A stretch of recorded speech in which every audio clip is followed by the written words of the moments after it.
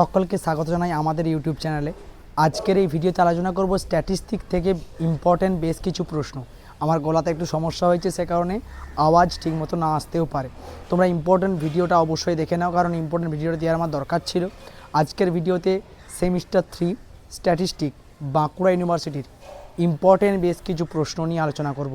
যদি তুমি বাঁকুড়া থেকে দেখছো, ভিডিওটা প্লিজ কোনো বন্ধুর কাছে শেয়ার করে দাও, কারণ আমি গলায় যথেষ্ট প্রশ্ন, আমার কষ্ট হচ্ছে, তা সত্ত্বেও তোমাদেরকে ইম্পর্টেন্ট ভিডিওটা দেওয়া দরকার ছিল।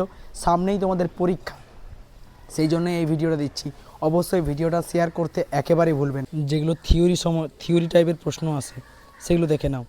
Define primary and secondary data, define class interval, what is histogram, define central tendency, define standard deviation, define mean deviation, what is sampling, define tabulation, what is hypothesis, তারপর রয়েছে what is random sampling, what is median, what is skewness, define range, what are mean by discrete and continuous data, define system sampling, what is an ogive, distinguish between frequency polygon and frequency curve.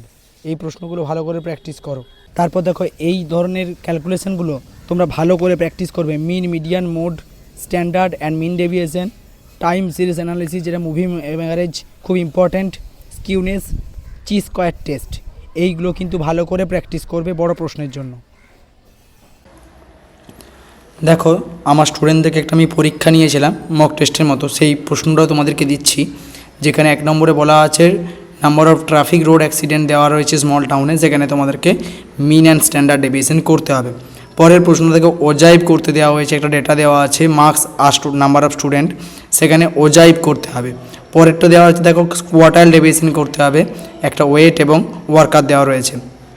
তারপর একটা এমনি প্রশ্ন দেওয়া হচ্ছে sampling থেকে, প্রশ্নটা তোমরা দেখে নিতে পারো, একটা স্যাম্পলিং থেকে 10 নম্বরের প্রশ্ন ভেঙে ভেঙে দিয়েছি। তারপর প্রশ্ন হচ্ছে এখানে company study case of 100 death, এখানে রয়েছে একটা 100 মানে ডেথ, নাম্বার অফ ডেথ কী কী কারণে হয়েছে, তার উপর একটা পাই গ্রাফ করতে হবে। ঠিক আছে, এই প্রশ্নগুলো আমি দিয়েছিলাম প্র্যাকটিসের জন্য, তোমরাও এই প্রশ্নগুলো ভালো করে প্র্যাকটিস করে নিতে পারো।